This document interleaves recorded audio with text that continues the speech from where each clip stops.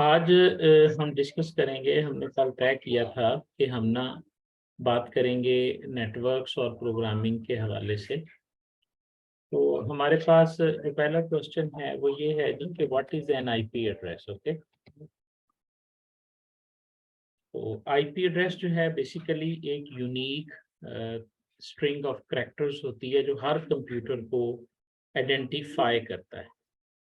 जैसे ही आप कंप्यूटर जो है उसको आईपी प्रोटोकॉल उसके ऊपर या इंटरनेट या नेटवर्क से कनेक्ट करते हैं ना, तो उसे एक इस तरह का नंबर जो है वो असाइन कर दिया जाता है। बेसिकली ये IP protocol, network IP protocol जो है ना, ट्रांसमिशन कंट्रोल प्रोटोकॉल और आईपी प्रोटोकॉल, ये वो उसे असाइन करता है।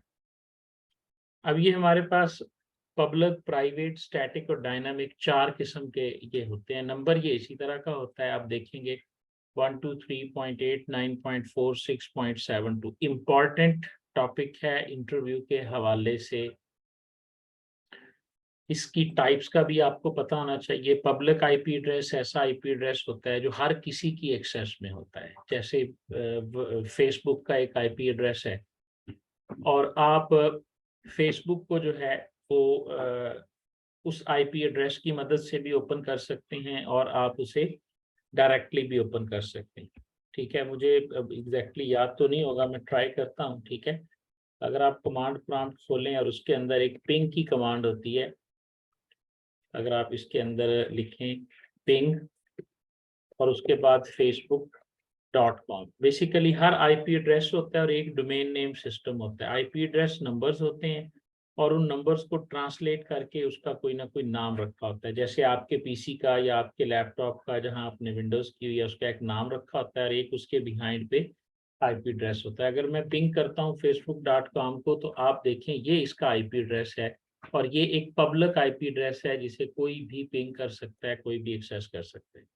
अगर मैं इसे कॉपी करूंगा और कॉपी करके मैं अगर इसे एड्रेस बार में लिख के एंटर करूंगा, तो आप देखेंगे कि अब पता नहीं यहाँ पे क्या मसला है, या प्राइवेट है। Continue to this one. मेरा ख्याल है कि facebook.com को ओपन होना चाहिए। ठीक है, तो इसी तरह यानी हमारे पास एक पब्लिक आईपी एड्रेस होता है। प्राइवेट वो है जिसे आप वर्चुअल प्राइवेट नेटवर्क कहते हैं, या जिसे आप इंट्रानेट कहते हैं, कि जी वो सिर्फ उन्हीं लोगों को अलाउड होता है जो उसके मेंबर होते हैं। स्टैटिक आईपी एड्रेस वो होता है कि जो एक सिस्टम को दे दिया जाए तो वो फिर उसका वही रहता है, वो चेंज नहीं होता है। वो जितनी बार भी सर्वर के साथ कनेक्ट होगा, ये आपका सर्वर है और ये आपके पास इंटरनेट है। सर्वर आपको जो है ना वो एक एड्रेस, जैसे आपके घर में एक इंटरनेट का राउटर लगा हुआ है, तो वो राउटर जो है वो आपको जब भी कोई सिस्टम उसके साथ कनेक्ट होता है, कोई मोबाइल कनेक्ट होता है, तो आपने देखा होगा पहले कनेक्टिंग लिखा हुआ आता है और फिर ऑब्टेनिंग आईपी एड्रेस भी लिखा हुआ आता है। डायनामिक में क्या होता है कि हर दफ़ा मुख्तलिफ आईपी एड्रेस जो है वो अलॉट किया जाता है और ज़्यादातर डायनामिक आईपी ही चलता है। यही एड्रेसिंग जो है वो इसके अंदर चलती है।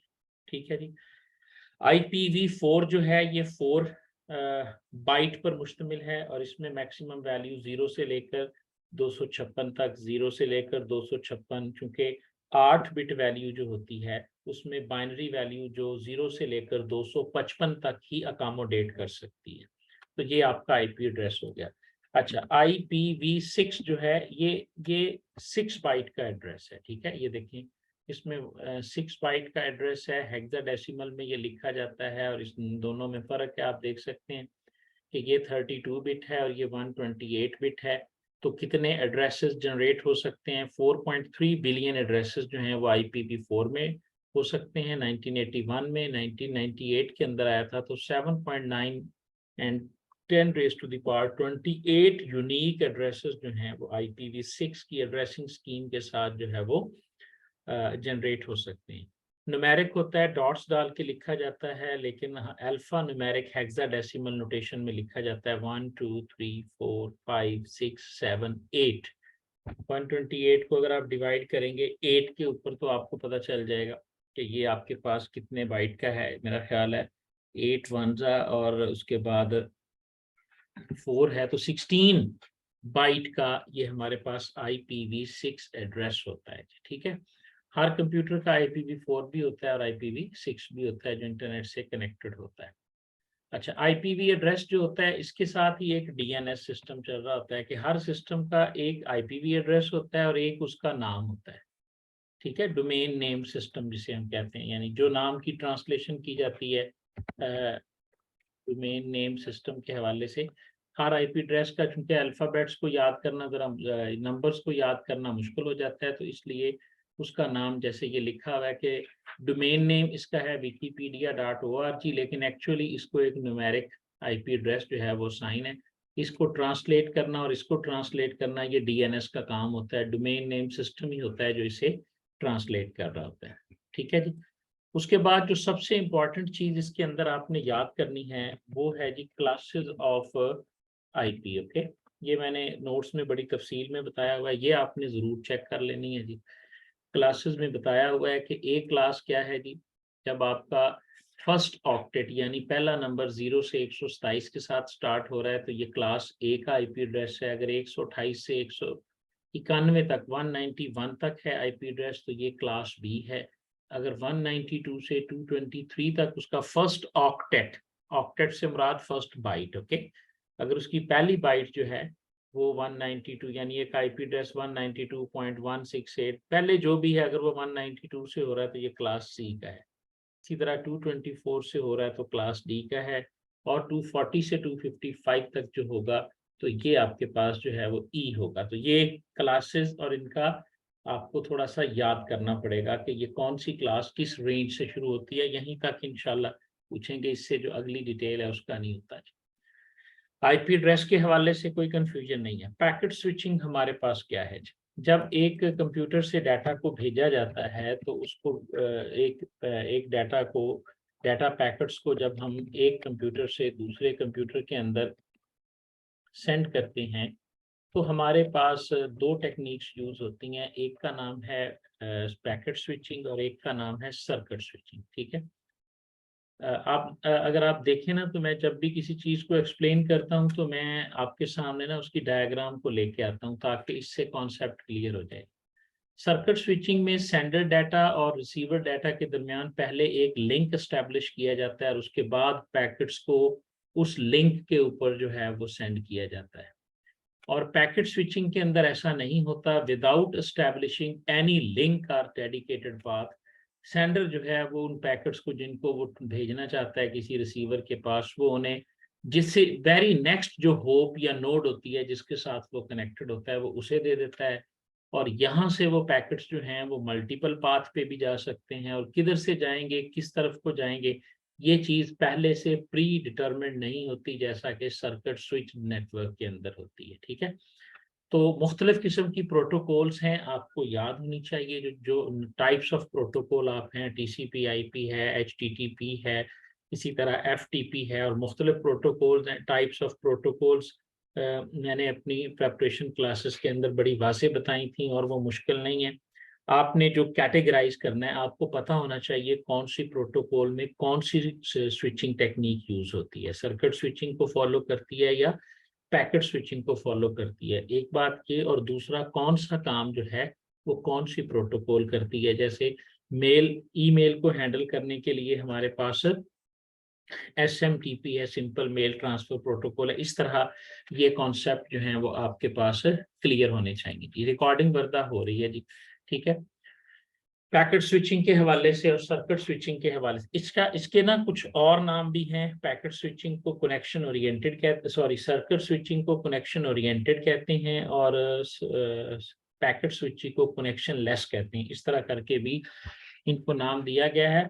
और कोशिश किया करें कि जिन टॉपिक्स को हमने डिस्कस करना होता है उसकी वीडियोस जो है ना वो आप जो हमारी LMS में पड़ी हुई हैं वो आप देख लिया करें, और उसके बाद नोट्स को पढ़ लिया करें, और उसके बाद जो है ना वो आप यहाँ पर आके मजीद जो कॉन्सेप्ट या कोई नई चीज़ आपके जहन में आती है तो वो आप यहाँ पे डिस्कस किया करें।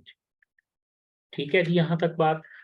नया क्वेश्चन जो है वो जवेरिया की तरफ से ही आया है कि इनकैप्सुलेशन क्या है, एब्स्ट्रैक्शन क्या है और इंफॉर्मेशन हाइडिंग क्या है। ये ऑब्जेक्ट ओरिएंटेड के ही हमारे पास तीनों के तीनों कॉन्सेप्ट्स हैं। ठीक है, मिलते जुलते कॉन्सेप्ट्स हैं, इनकैप्सुलेशन और एब्स्ट्रैक्शन और इसी तरह इनकैप्सुलेशन, अगर हमें किसी एक को ये की लिंक मिल जाता है तो उसके ऊपर हम बात कर सकते हैं।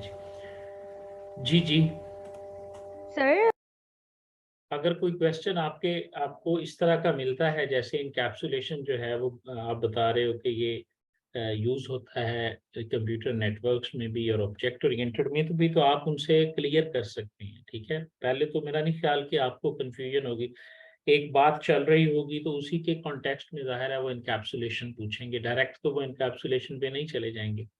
एक्चुअली इन तीनों में फर्क आपने खुद देख लेना है, मैं वाजे कर देता हूँ। एब्स्ट्रैक्शन से मुराद ये है कि हम जो भी इंफॉर्मेशन किसी ऑब्जेक्ट की छुपाना चाहते हैं हम उसे हाइड करेंगे। ठीक है, यानी ये एक रूल है, ये एक प्रिंसिपल है। प्रिंसिपल क्या है कि हर ऑब्जेक्ट की अनवांटेड इंफॉर्मेशन को हाइड करना चाहिए, ये एक उसूल है। ठीक है, अब इस उसूल को हम किस तरह से, किस मेथड के जरिए हम हासिल कर सकते हैं? Encapsulation is a method to hide the data in a single entity or unit along with the method to protect information from outside. उस प्रिंसिपल को किस मेथड के जरिए हम अचीव करते हैं उसका नाम है इनकैप्सुलेशन। ठीक है, यानी एक उसूल है और उस उसूल को हम अपनाने के लिए इनकैप्सुलेशन को यूज करते हैं। ठीक हो गया। और इनकैप्सुलेशन को जो है वो इंफॉर्मेशन हाइडिंग भी कहते हैं और इसी तरह आप इसको एब्स्ट्रैक्शन भी कहते हैं। इसमें एक्चुअली हम अब आ गया मसला कि हम ये अचीव कैसे करते हैं। ठीक है, तो ऑब्जेक्ट ओरिएंटेड प्रोग्रामिंग के अंदर याद रखिएगा इनकैप्सुलेशन को हम अचीव करते हैं कि जो डाटा मेंबर्स होते हैं ऑब्जेक्ट के उसको हम प्राइवेट बना देते हैं। पहला पहला काम हम ये करते हैं और उन डाटा मेंबर्स की जो एक्सेस है वो सेटर और गेटर फंक्शंस के जरिए हम देते हैं आउटसाइड वर्ल्ड को। तो यानी ये तीनों का मुश्तरका आपके पास जो है ना वो एक कॉन्सेप्ट है। ठीक है, हमने जो डाटा मेंबर्स हैं क्लास के और जो मेथड्स हैं उसको हमने हाइड कर दिया है, लेकिन वेरिएबल्स तक आप इन मेथड्स के जरिए तो पहुंच सकते हैं, डायरेक्टली वो वेरिएबल जो हैं वो एक्सेसिबल नहीं होंगे। यानी तो पूछता है आपसे कि एब्स्ट्रैक्शन कैसे अचीव होती है कोडिंग में, तो आप कहेंगे जी डाटा मेंबर्स को प्राइवेट बना देंगे और उन डाटा मेंबर्स को के गेटर और सेटर फंक्शन लिखेंगे ताकि उनकी वैल्यू को सेट और गेट किया जा सके। ठीक है, एनकैप्सुलेशन में आप क्या करते हैं इसका भी यही आंसर है। इंफॉर्मेशन हाइडिंग ओक में कैसे आप करते हैं इसका भी आंसर आपके पास यही है। जी, तो कंक्रीट क्लासेस जो हैं, ये नेक्स्ट क्वेश्चन आया जी, कंक्रीट क्लासेस और अब्स्ट्रैक्ट क्लासेस में हमारे पास क्या फर्क होता है जी? ठीक है, अब्स्ट्रैक्ट क्लासेस वर्सेस कंक्रीट, बड़ा कॉन्सेप्चुअल लेवल का फर्क है इनके दरमियान। ठीक है, एक क्लास वो होती है जिसको हम इनहेरिटेंस के लिए बनाते हैं, यानी हम उसका ऑब्जेक्ट कभी नहीं क्रिएट करते, और एक क्लास ऐसी होती है कि जिसका हम ऑब्जेक्ट क्रिएट करते हैं। ठीक है, उसको हम बनाते ही इसलिए हैं क्योंकि हमने उसको उसका इंस्टेंस या उसको इंस्टेंशिएट, ये लफ्ज यूज होता है, वो हमने करना होता है। तो एब्स्ट्रैक्ट क्लास को हम डिक्लेयर करते हैं एब्स्ट्रैक्ट कीवर्ड के साथ और इसमें कलेक्शन होती है एब्स्ट्रैक्ट और नॉन एब्स्ट्रैक्ट मेथड की, और इसके जरिए आप अलाउ करते हैं an instance of object using the new keyword. अगर आप इसके डिफरेंस को देखेंगे तो आपको क्लियरली यही पता होगा कि एक क्लास प्योरली हमने इसलिए लिखी है कि हम उसको आगे उसका इनहेरिटेंस क्रिएट कर सकें और उस क्लास के आगे हम दूसरी क्लासेस में उसको यूज कर सके, डायरेक्ट हम उसका ऑब्जेक्ट जो है वो ना बनाएं। ठीक है, ये एक कोडिंग की एग्जांपल है गीक्स फॉर गीक्स के ऊपर। आप देखें कि एक डेमो एब्स्ट्रैक्ट क्लास बनाई गई है और उसके अंदर एब्स्ट्रैक्ट फंक्शन डिक्लेयर्ड है डिस्प्ले का। जब आप इस क्लास का ऑब्जेक्ट बनाने की कोशिश करेंगे तो कंपाइलर एरर देगा कि हम इसको इंस्टेंशिएट नहीं कर सकते। तो एब्स्ट्रैक्ट क्लासेस जो होती हैं ये बेसिकली रियल वर्ल्ड के अंदर किसी रियल वर्ल्ड ऑब्जेक्ट को रिप्रेजेंट नहीं करती। जैसे हमारे पास पर्सन है, अब पर्सन कोई भी रियल वर्ल्ड ऑब्जेक्ट नहीं है, एम्प्लॉय रियल वर्ल्ड ऑब्जेक्ट है, स्टूडेंट जो है वो रियल वर्ल्ड ऑब्जेक्ट है, और टीचर जो है वो रियल वर्ल्ड ऑब्जेक्ट है। तो पर्सन की क्लास बनेगी, उसको उसके अंदर वो सारी जेनेरिक चीजें लिखती जाएंगी, चाहे एम्प्लॉय है चाहे टीचर है, उसका आप देखें नेम भी होगा और इसी तरह उसकी कुछ कैरेक्टरिस्टिक्स होंगी, तो वो कैरेक्टरिस्टिक्स रख दी जाती हैं उसके अंदर एब्स्ट्रैक्ट क्लास के अंदर। और जो स्पेसिफिक कैरेक्टरिस्टिक्स होती हैं वो फिर हम एक दूसरी क्लास बना के उसके अंदर रखते हैं। ये एक मिसाल है इसकी कि गाड़ी जिसे हम कहते हैं व्हीकल जो है, ये एक एब्स्ट्रैक्ट क्लास है और इसमें आप देखें नंबर ऑफ पैसेंजर और एक दो मेथड डिक्लेयर कर दिए। अब कार जो है ये एक ऐसी क्लास है जिसका आप ऑब्जेक्ट बनाएंगे, बोट एक ऐसी क्लास है जिसका आप ऑब्जेक्ट बनाएंगे। ठीक है, तो ऐसी क्लासेस जिनको हम इनहेरिटेंस के लिए या जनरलाइजेशन के कॉन्सेप्ट बनाने के लिए हम डिफाइन करते हैं ताकि इन फ्यूचर हम उनको इनहेरिटेंस में यूज कर सकें। उनके डायरेक्ट ऑब्जेक्ट हम नहीं बनाते। फायदा इसका क्या होता है? फायदा इसका ये होता है कि अगर आप अब्स्ट्रैक्ट क्लास नहीं डिफाइन करेंगे तो आप ये जो नंबर ऑफ पैसेंजर और ये वाले मेथड्स और प्रॉपर्टीज जो हैं ये आपको कार वाली क्लास में भी डिफाइन करनी पड़ेंगी। जैसे यहाँ पे देखें, ये थोड़ी सी क्लियर एग्जांपल है। अब आपको जो है वो इधर भी ये डिफाइन करना पड़ेगा और इधर भी इसको डिफाइन करना पड़ेगा। ठीक है, तो इस तरह अब्स्ट्रैक्ट क्लासेस आमतौर पे हम जो जनरलाइजेशन और स्पेशलाइजेशन के कॉन्सेप्ट्स हैं ना, उनको इम्प्लीमेंट करने के लिए हम यूज करते हैं ऑब्जेक्ट ओरिएंटेड प्रोग्रामिंग के अंदर। ठीक है जी, हाँ जी, वो डिफाइन करने का भी सिंटैक्स जवेरिया आपको बता दिया गया है कि आप उस कॉन्टेक्स्ट को आप देखते हैं कि एब्स्ट्रैक्ट के कीवर्ड से आप यूज कर लेते हैं। जावा में थोड़ा डिफरेंट होता है, वो किसी भी चीज का ना आपसे सिंटैक्स या कोड नहीं पूछेंगे। अगर पूछेंगे तो वो सी प्लस प्लस के रेफरेंस से तो पूछ सकते हैं, क्योंकि सी प्लस प्लस ही यूज की जाती है इन कॉन्सेप्ट्स को आमतौर पे समझाने के लिए या बताने के लिए। ठीक है,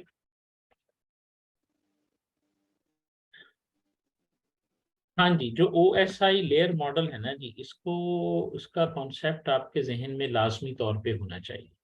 और ये मैंने अपनी क्लासेस में क्लियरली आपको बताया था जब हमने प्रेपरेशन की थी। अगर आप इसको इमेजेस में तलाश करेंगे ना तो हो सकता है कहीं पे कोई आपको इतना आसान सा टेबल मिल जाए। ये देखें, जैसे एप्लीकेशन लेयर जो है ये 7 नंबर पे है, काम इसका क्या है और इसी तरह कौन सा डिवाइस इसमें यूज होता है। जैसे देखें ना, सेशन लेयर को गेटवे मैनेज करता है, ट्रांसपोर्ट लेयर को फायरवॉल मैनेज करती है और इसमें सेगमेंट बनता है। आपके पास जो 7वीं लेयर है इसमें भी मैसेज होता है, प्रेजेंटेशन में भी ये मैसेज ही रहता है। ठीक है, और सेशन लेयर में भी ये मैसेज होता है। यहाँ से ये डिवाइड होकर सेगमेंट बनता है, फिर अगली लेयर में ये पैकेट बनता है, फिर ये फ्रेम बनता है और फिर ये बिट्स बनता है। तो इस तरह आपको नंबर 1 तो इन लेयर्स के जो है ना वो याद होने चाहिए कि ये लेयर नंबर कौन सा है, तीसरी है, चौथी है, पांचवी है, छठी है। दूसरा, आपको ये भी पता होना चाहिए कि ये लेयर किस डिवाइस के साथ काम करती है। मसलन वो आपसे पूछते हैं लेयर 2 डिवाइस कौन सा है, तो आपने बताना है जी स्विच और ब्रिज जो है ये लेयर 2 डिवाइस है। वो आपसे पूछते हैं अच्छा राउटर में और गेटवे में क्या फ़र्क है, तो आप एक फ़र्क उनको ये भी बता सकते हैं कि राउटर सिमिलर नेटवर्क्स के लिए होता है, गेटवे जो है वो डिफरेंट नेटवर्क्स के लिए होता है। राउटर काम करता है नेटवर्क लेयर के साथ और गेटवे काम कर रहा होता है सेशन लेयर के साथ। तो इस तरह आपने बिल्कुल सही कहा है कि आपको ये क्लियरली पिक्चर आपके जहन में आईपी, उसकी क्लासेस और उसकी टाइप्स के हवाले से और इसी तरह लेयर्स के हवाले से, चूंकि आज हम नेटवर्क्स और प्रोग्रामिंग दोनों को डिस्कस कर रहे हैं, तो आप ये ना समझें कि कभी हम नेटवर्क पे चले जाते हैं या कभी हम प्रोग्रामिंग पे चले जाते हैं। और ये जो चीज़ें आप पूछ रही हैं ना, बिल्कुल सही पूछ रहे हैं आप बिल्कुल ये इंपॉर्टेंट चीज़ें हैं। मैं मतलब आपको बताता हूँ, जैसे हमने कल वाला इंटरव्यू जो है वो डिस्कस किया, जो एक बच्ची का हुआ, आप देखें उसमें जो 5 या 7 सवाल उनसे पूछे गए हैं, वो 5 या 7 सवाल जो हैं वो कितने, हर सब्जेक्ट के अगर आप देखें तो हर सब्जेक्ट की वो कोर क्वेश्चन और मिडल ऑफ द टॉपिक्स में से जाके ऑपरेटिंग सिस्टम में से उन्होंने कर्नल के बारे में पूछा और शेड्यूलिंग एल्गोरिदम के बारे में पूछा। ठीक है, डेटाबेस में अगर क्वेश्चन पूछा है तो उन्होंने नॉर्मल फॉर्म्स के बारे में पूछा, आईपी एड्रेस के बारे में पूछा, आईपी एड्रेस को आप एक्सप्लेन कर सकते हैं, टाइप्स बता सकते हैं। उसके बाद उन्होंने एब्स्ट्रैक्ट क्लास और पॉइंटर्स के बारे में पूछा। ठीक है, तो इस तरह का सवाल नहीं होना कि कंपाइलर और इंटरप्रेटर में, ये तो गुड लक है अगर वो बेसिक लेवल का पूछ लें। तो आपने आईपी एड्रेस, उसकी क्लासेस, उसकी टाइप्स और इसी तरह ये लेयर्स को तो छोड़ना ही नहीं है ना। कोई भी चीज लेयर की कौन कौन से फंक्शन प्रोवाइड करती है जी आपकी एप्लीकेशन लेयर, तो आपको पता होना चाहिए जी। ये एंड यूजर लेयर है और ये बड़ा अहम स्लाइड है और ये भी मैंने अपने नोट्स में प्रोवाइड की थी कि कौन कौन सी प्रोटोकॉल किस किस लेयर के ऊपर जाके काम करती है। समझ आ रही है ना कि देखें HTTP है तो ये एप्लीकेशन लेयर के साथ काम करती है और इसी तरह ईथरनेट, PPP, ये तमाम आपके पास प्रोटोकॉल्स हैं और कौन सी प्रोटोकॉल कहाँ पे जाके काम करती है ये भी आपने देखना होता है जी। ठीक है, तो इस हवाले से आप इसे जो है ना वो तैयार करेंगे। कर्नल जो होता है जी ये आपके जो ऑपरेटिंग सिस्टम होता है उसका मेन पार्ट होता है कर्नल। जिस तरह आप कह लें कि kernel is the responsible for low level task, जैसे कि disk management, memory management, task management. तो एक लो लेवल पार्ट होता है आपके ऑपरेटिंग सिस्टम का। एक्चुअली आप ये कह लें ये पूरा ऑपरेटिंग सिस्टम ही आपका इसके ऊपर बेस कर रहा होता है। अगर आप इसके इमेज में देखें तो आप देखें कि आपका पूरे का पूरा जो हार्डवेयर है, अगर आप देखें प्रोसेसर, मेमोरी, डिस्क, डिवाइसेस, तमाम हार्डवेयर और आपके जितने भी सॉफ्टवेयर हैं इनके दरमियान जिसे आप ऑपरेटिंग सिस्टम कहते हैं, समझ आ रही है ना, जिसे आप ऑपरेटिंग सिस्टम कहते हैं, एक्चुअली वो एक पूरे का पूरा कर्नल ही होता है जो मेन आपके उसका हिस्सा होता है ऑपरेटिंग सिस्टम का। अगर आप यहाँ पर डेफिनेशन देखें तो central component of operating system है और ये एक इंटरफेस है डायरेक्टली हार्डवेयर और यूजर एप्लीकेशंस के दरमियान।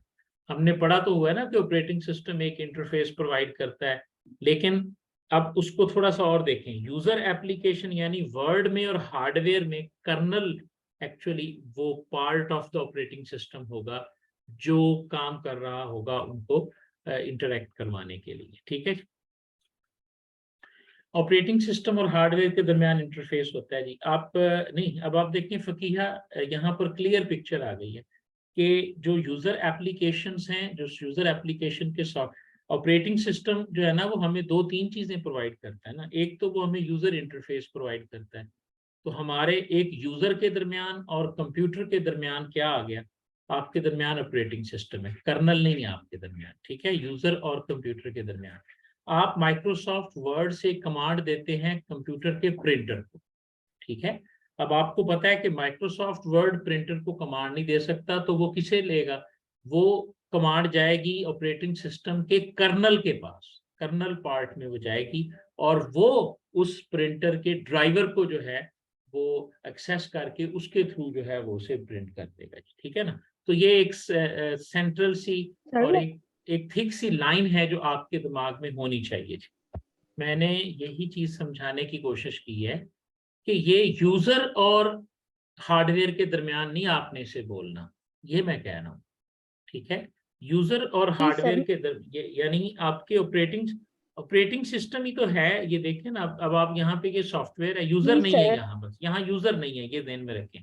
ये आपका सॉफ्टवेयर है, ये आपका यूजर नहीं हार्डवेयर है। है, यस तो सर, ऑपरेटिंग और हाँ, हार्डवेयर के दरमियान। ये मैं कह रहा हूँ सिस्टम, वो चाहे कोई जी सॉफ्टवेयर सर। है, अब ये ऑपरेटिंग जी सिस्टम के सर। अंडर ही है ना। ठीक है, तो ये सेंट्रल पार्ट है और ये जी सर। इंटरफेस प्रोवाइड करता है सिस्टम तमाम एप्लीकेशंस को और तमाम हार्डवेयर के दरमियान, और ये ऑपरेटिंग सिस्टम के अंदर ही चल रहा होता है। ठीक है ना, इस तरह से आप इसको एक्सप्लेन कर सकते हैं। और फिर आगे इसकी मेरा ख्याल है टाइप्स भी होती हैं कर्नल की ना।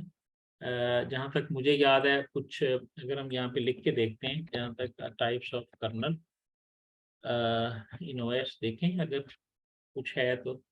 हाँ जी, एक यूजर स्पेस होती है और एक कर्नल स्पेस होती है, ये हमने पढ़ा था। यानी एक माइक्रो कर्नल है और एक मेन कर्नल है। जो यूजर एप्लीकेशंस होती हैं आमतौर पे, या जो जो जो प्रोसेस बिल्कुल आप कह लें कि कोर प्रोसेस होते हैं ना आपके ऑपरेटिंग सिस्टम के, वो कर्नल स्पेस में चल रहे होते हैं। ये यूजर स्पेस है जहां पे आपका ऑपरेटिंग सिस्टम मेन रन हो रहा है, और यहाँ पर आपके यूजर के सारे जो एप्लीकेशंस यहाँ चल रही हैं, यूजर जो जो कुछ परफॉर्म कर रहा है, जैसे वॉल्यूम कंट्रोल यहाँ पे चल रहा है। ठीक है जी, डिस वॉलपेपर है तो वो यहाँ पे चल रहा है, वर्ड चलाया हुआ है तो वो माइक्रो कर्नल के अंदर चल रहा है। लेकिन जो कर्नल स्पेस है अब यहाँ पर देखें, हार्ड डिस्क को कैसे हैंडल करना है, मेमोरी को कैसे मैनेज करना है, प्रोसेस को कैसे मैनेज करना है, और इसी तरह सिक्योरिटी को किस तरह से मैनेज करना है। तो ये इस तरह भी होता है। फिर वो वही फर्क आता है इसमें वो सिस्टम कॉल और यूजर कॉल वाला जो फर्क है ना, वो भी यही है। अगर एक कॉल जो है वो यूजर स्पेस तक रहती है तो वो यूजर कॉल होती है, और अगर वो चली जाती है आपके मेन कर्नल के पास तो तब वो जो है वो सिस्टम कॉल जो है ना वो बन जाती है। ठीक है ना, तो इस तरह करके आप इसको जो है ना वो एक्सटर्नली या आप देख सकते हैं। ठीक है, ये देखें इस डायग्राम में क्लियर है, एप्लीकेशन और आपका जितना भी ये यूजर इंटरफेस का है वो सारा यूजर स्पेस में चल रहा है। तमाम सिस्टम कॉल्स, तमाम आर्किटेक्चर डिपेंडेंट कोड, हार्डवेयर और इनके दरमियान जो है वो कर्नल स्पेस के अंदर जो है ना वो रन हो रहा है। मोनोलिथिक और माइक्रोलिथिक का मुझे एग्जैक्ट तो आइडिया नहीं है वर्दा, हम गूगल कर लेते हैं, बहुत पुराना पड़ा हुआ है। मोनोलिथिक स्ट्रक्चर है और वर्सेस है हमारे पास microlithic. Okay, micro kernel ही है मेरा ख्याल, लिथिक का लफ्ज तो कहीं भी नहीं आ रहा। एक मोनोलिथिक है और एक माइक्रोलिथिक है। ठीक है, ये इनके स्ट्रक्चर के हवाले से ही होगा जहाँ तक मेरा आइडिया है, लेकिन अभी मुझे ना एग्जैक्टली इसका याद नहीं है कि इसमें डिफरेंस क्या है। माइक्रो कर्नल सर्विसेज और कर्नल सर्विसेज को सेपरेट एड्रेस स्पेस में रखता है। जो मोनोलिथिक है ये कर्नल यूजर और मोनोलिथिक सेम एड्रेस स्पेस में रखता है। यानी आमतौर पे जो मोनोलिथिक है इसमें लेयर्स नहीं है, जिस तरह हमने कहा ना कि यूजर स्पेस है और आपके पास कर्नल स्पेस है। ठीक है, तो माइक्रो कर्नल में अब आपके पास या जो माइक्रोलिथिक है उसमें एक स्पेस जो है वो अलहदा कर दी गई है और जो मेन कर्नल की है वो अलहदा कर दी गई है। ठीक है, ये इस तरह करके इसके अंदर एक डिफ्रेंशिएट है। मजीद आप पढ़ेंगे ना तो आपको अंदाजा हो जाएगा। जवेरिया सिस्टम कॉल से मुराद ये होता है कि जब कोई भी एप्लीकेशन या यूजर ऑपरेटिंग सिस्टम के अंडर चल रहा होता है तो उसने ऑपरेटिंग सिस्टम की भी तो कुछ चीजों को यूज करना होता है। तो अब वो एक हार्डवेयर को अगर उन्होंने एक्सेस करना है या उन्होंने मेमोरी को एक्सेस करना है या ऑपरेटिंग सिस्टम जो जो सहूलतें जो जो फैसिलिटेशन देता है आपके सॉफ्टवेयर को, यूजर एप्लीकेशन को या यूजर को, तो वो जो है ना वो आप ऐसे कह लें जैसे ना फंक्शन होते हैं डिफरेंट जिनको कॉल किया जाता है। ठीक है, तो सिस्टम कॉल वो फंक्शन होता है कि जो जिसको हैंडल करता है आपका मेन कर्नल। ठीक है, जैसे मैंने बोला कि आपने जो है वो किसी हार्डवेयर लेवल तक आप बायोस को अपडेट करना चाहते हैं, मेरे जहन में मिसाल आ गई। अब आप विंडोज में बैठे हुए हैं और आप अपने लैपटॉप की या डिवाइस की बायोस को अपडेट करना चाहते हैं। बायोस को के लिए सिस्टम कॉल ही जनरेट होगी। आप टर्मिनेट करना चाहते हैं किसी भी एप्लीकेशन को तो उसके लिए भी सिस्टम कॉल ही जनरेट होगी। इस तरह आपके पास सिस्टम कॉल्स और यूजर कॉल के दरमियान जो है ना वो डिफरेंस हो सकता है। जवेरिया फर्मवेयर जो होता है ना ये आमतौर पे एक ऐसा सॉफ्टवेयर होता है जो उसमें इंस्टॉल होता है चिप के अंदर ना, जैसे बायोस के अंदर इंस्टॉल्ड सॉफ्टवेयर है, जैसे ये देखिए। ठीक है, एक चिप है, कोई भी आईसी है, इंटीग्रेटेड चिप है जैसे बायोस है, उसके अंदर ही जो सॉफ्टवेयर पड़ा हुआ है वो आपका फर्मवेयर है। जबकि सॉफ्टवेयर को आप ऑपरेटिंग सिस्टम पे भी इंस्टॉल कर सकते हैं, फर्मवेयर को आप किसी ऑपरेटिंग सिस्टम पे इंस्टॉल नहीं कर सकते। ये इसमें डिफरेंस होगा। और इंटरप्ट और सिस्टम कॉल हमारे पास क्या होती है? इंटरप्ट हमने पढ़ी थी असेंबली लैंग्वेज के अंदर। ठीक है जी, इंटरप्ट जो होती है ये आप कह लें कि इनिशिएटर होता है, यानी ये एक इवेंट है। जब आप कंट्रोल प्लस डिलीट दबाते हैं तो एक इंटरप्ट जनरेट होती है कि जी इस एप्लीकेशन को या कंप्यूटर को टर्मिनेट कर दो। ठीक है, ये इंटरप्ट है। सॉफ्ट इंटरप्ट्स होती हैं और हार्ड इंटरप्ट्स होती हैं। ठीक है, तो अब इस इंटरप्ट को कर्नल किया कौन सा फंक्शन हैंडल करेगा, ये सिस्टम कॉल है। यानी इस इंटरप्ट के अगेंस्ट कौन सी सिस्टम कॉल जो है उसे कॉल किया जाएगा, ये फर्क है आपके पास इंटरप्ट में और सिस्टम कॉल में। ठीक है ना, इंटरप्ट्स जो हैं ये इवेंट्स हैं एक किस्म के। देखें ना, एक रूटीन है, रूटीन से मुराद एक सब प्रोग्राम है। सिस्टम कॉल एक सब रूटीन है जो कि यूजर एप्लीकेशन को जो है ना वो स्पेशल प्रिविलेजेस जो हैं वो अलॉट करती है। ठीक है, उस हवाले से ये हमारे पास है। तो उसके बाद है जी नेटवर्क्स के अंदर CSMA कोलिजन हमारे पास क्या है? मेरा ख्याल है कि ये होती है उसके अंदर यूज CSM में क्या है, कैरियर सेंस मल्टीपल एक्सेस है। बस टोपोलॉजी के अंदर ये यूज होती थी, और पुराने जो नेटवर्क्स होते थे जो राउटर के बगैर होते थे, जब एक ही देखे ना कैरियर जो है, यानी जो भी आपका डाटा कैरियर है, वो चाहे एक कंप्यूटर बस है या जो भी है, उसको जब मल्टीपल रिक्वेस्ट आ जाती हैं उसको ऑक्यूपाई करने के लिए, जैसे आप बस टोपोलॉजी को देखें कि बस टोपोलॉजी में अगर एक से ज्यादा जो नोड्स हैं वो रिक्वेस्ट कर देती हैं बस को हासिल करने के लिए, तो वहां पर क्या होगा, कोलिजन डिटेक्शन, CSMA/CD, ये पूरा इसका नाम है। तो वहां पर एक कोलिजन आ जाएगी, ठीक है। यानी एक ही वक्त में एक सोर्स को एक्सेस करने के लिए जब रिक्वेस्ट आती हैं तो वहां पे कोलिजन आ गई। अब उस कोलिजन को, ये तो हो गया CSMA, उस कोलिजन को डिटेक्ट करना है और डिटेक्ट करके उसे रिजॉल्व करना है ताकि डेडलॉक अकर ना हो या आपका नेटवर्क डाउन ना चला जाए। तो ये बेसिकली CSMA और कोलिजन डिटेक्शन होती है, जो कि उस टोपोलॉजी में या उस प्रोटोकॉल में पर्टिकुलरली जो है वो काम कर रही होती है। ठीक है जी, लास्ट 1 मिनट है जी हमारे पास। इंशाल्लाह कल आप जो है कल के लिए सब्जेक्ट डिसाइड कर लें जी। नेटवर्क्स जो जो पीछे आप पढ़ रहे होते हैं ना, उनको में भी कोई क्वेश्चन अगर आपको पिंच कर रहा है तो वो भी आप पूछ सकते हैं। तो कल के लिए हम बात करेंगे जी कंप्यूटर आर्किटेक्चर और जनरल, जो हमने पढ़ा था introduction to computer communication and technology, जिसमें एक जनरल कंप्यूटर डिस्कस किया जाता है, जैसे हार्डवेयर, सॉफ्टवेयर, हार्डवेयर की टाइप्स, और इसी तरह architecture of the computer, internal functionality, जैसे कैश कैसे काम करती है, रजिस्टर्स क्या हैं। तो ये भी हमने अपने स्लाइड्स के हमने अपनी प्रेपरेशन के दौरान इसको भी डिस्कस किया था, जिसको किसी ने फंडामेंटल ऑफ कंप्यूटर के नाम से पढ़ा हुआ है, किसी ने ICT के नाम से पढ़ा हुआ है, किसी ने इंफॉर्मेशन टेक्नोलॉजी के नाम से पढ़ा हुआ है जी। ठीक है जी, तो कल इंशाल्लाह मुलाकात होगी जी। बहुत शुक्रिया जी, अल्लाह हाफिज।